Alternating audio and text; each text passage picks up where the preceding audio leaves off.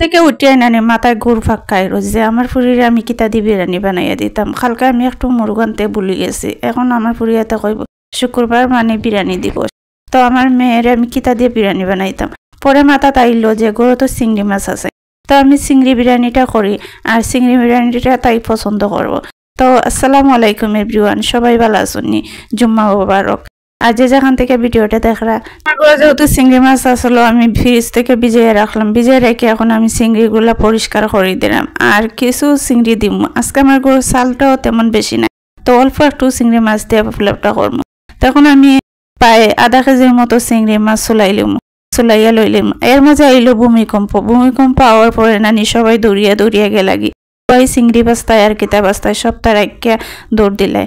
তো যাই হোক, ভূমিকম্প তো আমার পরে এখানে আইয়া আমি বিরিয়ানিটা বয়ালাম। এখানে পেঁয়াজ রসুন আদা যা আসলো সব কিছু দিলাইলাম কিছু তেজপাতা, গরম মশলার গুঁড়ো দিয়ে হালকা গুঁড়া মশলা আছে না, হালকা গুঁড়া মশলা দিলাম, ধরেন ধনিয়া হলুদ তারপরে মরিচের গুঁড়া দিয়ে আমি ওখানে দইটা দিলাইলাম। আর দইটা না দিলেও কিন্তু হয়, তো আমি আর করে যেহেতু টক দই আসলো তো আমি দিলাইলাম। দিয়ে বালা মতো আমি চিংড়ি মাছ দিয়ে নানি খসাইলাম।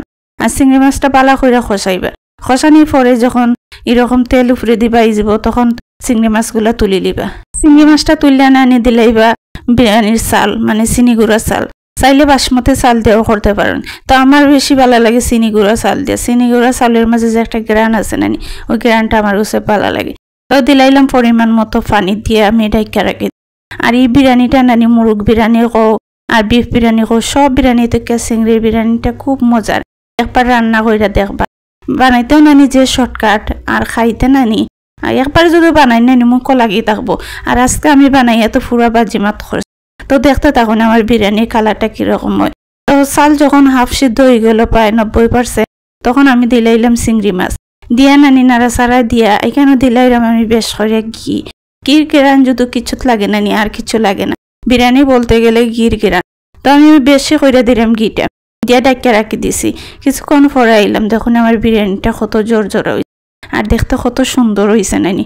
দেখুন তো আর এখন কিন্তু লাগলো দেখতে। তো আমি কতক্ষণ পরে আইলাম, আইয়া নানি ডিম সিদ্ধ দিলাম। ডিম সিদ্ধ দিয়া এখন আমি এই যে আমার ম্যাডাম যেহেতু গরো, তো ম্যাডামরে নাস্তা লইলাম বিরিয়ানি আর ডিম আর সালাদ দিয়া ম্যাডামরে যখন আমি দিছি, ম্যাডামের তো প্রশংসা একবারে শেষ, অত মজার বিরিয়ানি নাতি প্রথম খাইছেন। তো এইদিকে আমার লইয়া আইলাম আমরা লাগি, আমার ফুরিয়ে দিলাম আর আমি দিলাম। আসলেই একবার বানাইয়া দেখবা, আর এই বিরিয়ানিটা যে খাইবা নানি মাংসর স্বাদ ভুলি যাইবা।